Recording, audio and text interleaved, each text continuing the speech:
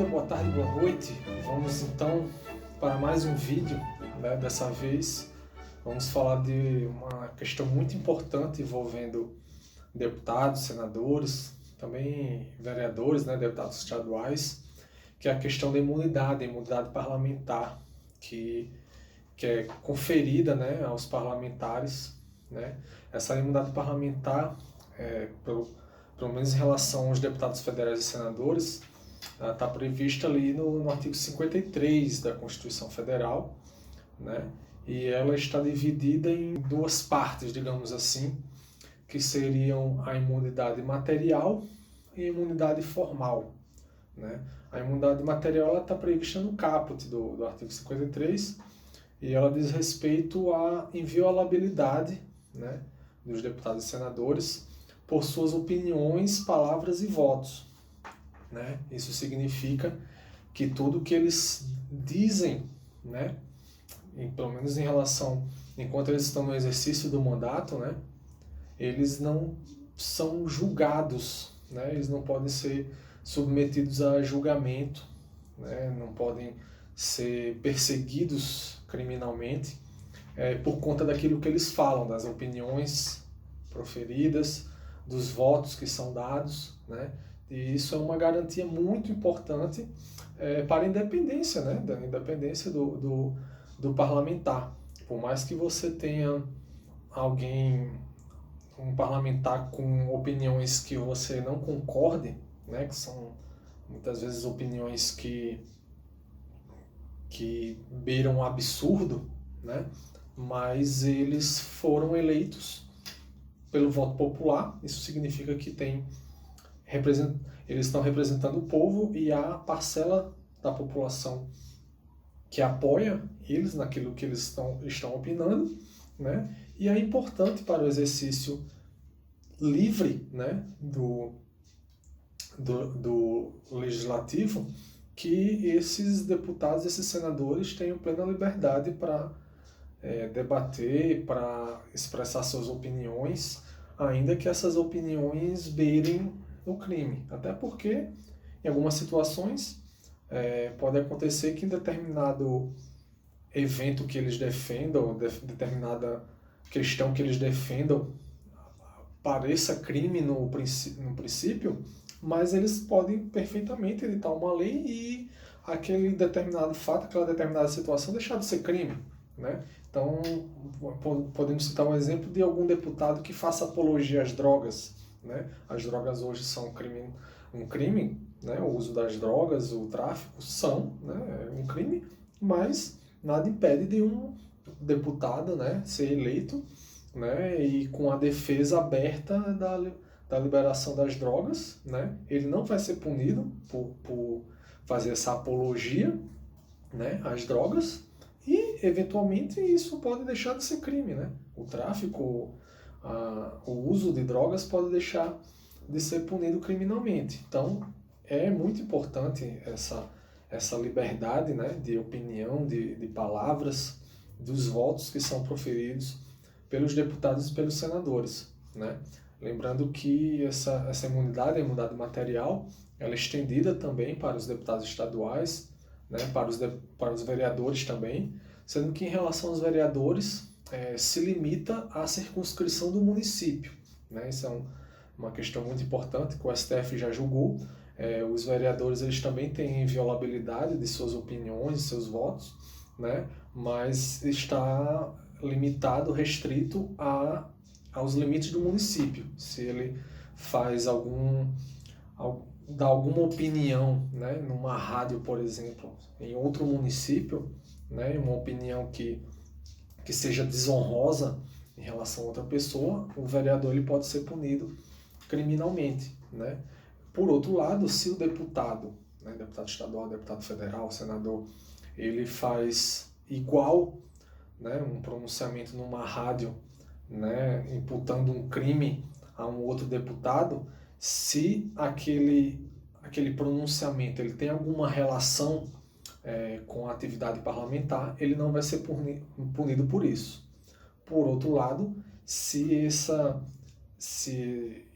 essa opinião que ele deu, né, que pode configurar uma calúnia, uma difamação, não tem nenhuma relação com o mandato parlamentar, aí sim ele pode ser punido, né, por esse fato. Diferente seria se ele fizer essa declaração da tribuna, né? Da tribuna, o STF entende que qualquer que seja o pronunciamento feito pelo parlamentar, né, o deputado, o senador, ali da tribuna, onde ele geralmente costuma dar suas opiniões, ele é inteiramente inviolável, né?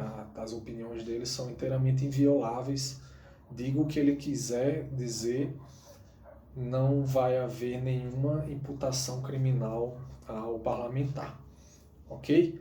Então, falado acerca da imunidade material, passamos para a questão da imunidade formal. A imunidade formal ela diz respeito à prisão, né? A prisão e o processamento penal dos parlamentares, né?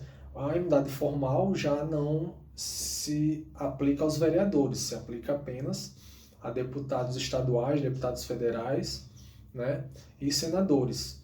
E, a princípio, significa que esses parlamentares, à exceção dos vereadores, eles somente podem ser presos por crime inafiançável, presos em flagrante por crime inafiançável, isso, né, a partir da diplomação, né? Enquanto eles estão no exercício do mandato, eles só podem ser presos nessa situação, né, por flagrante de crime inafiançável.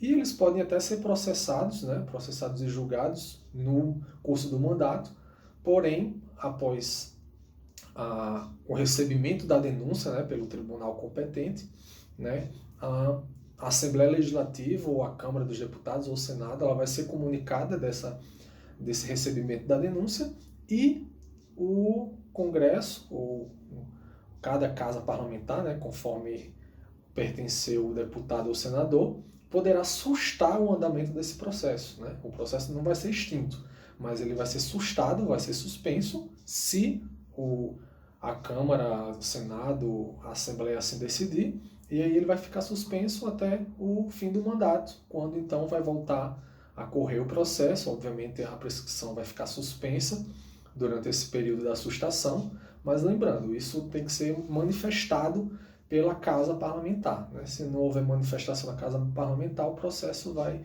ter seu curso natural, mas podemos dizer é uma imunidade processual que o parlamentar pode vir a ter, né, de não ser processado se a casa decidir suspender, né, sustar aquele processo que foi iniciado por um tribunal, né? Isso é muito importante também, porque há uma outra questão que é associada a essa imunidade processual, essa imunidade formal, né, que é a prerrogativa de função. A prerrogativa de função ela existe para deputados estaduais, federais e senadores, né? No caso dos deputados federais e senadores, eles são processados criminalmente perante o Supremo Tribunal Federal, né? Mas, segundo uma decisão recente de 2018, né, o STF ele restringiu muito o alcance dessa prerrogativa de função, né?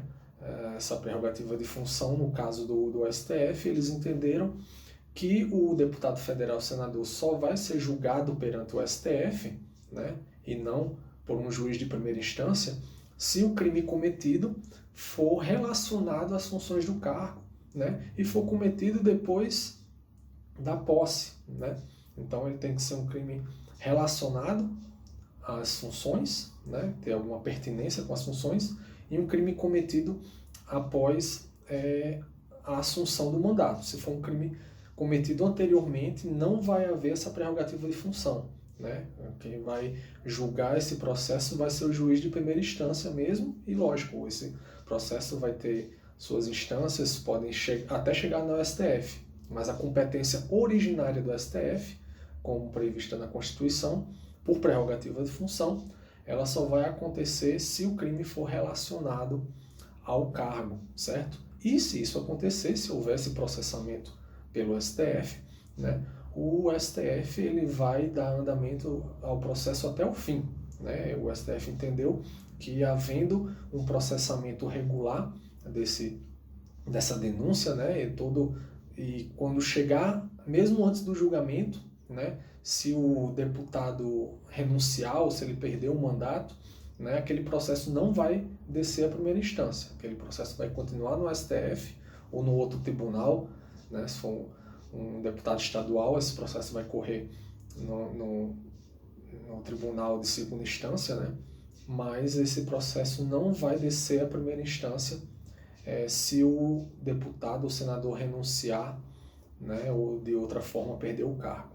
Ok? Se vocês tiverem mais alguma coisa, tiverem alguma dúvida, podem comentar aí, perguntar também se vocês tiverem alguma dúvida, né? E até o próximo vídeo, ok? Um grande abraço a todos.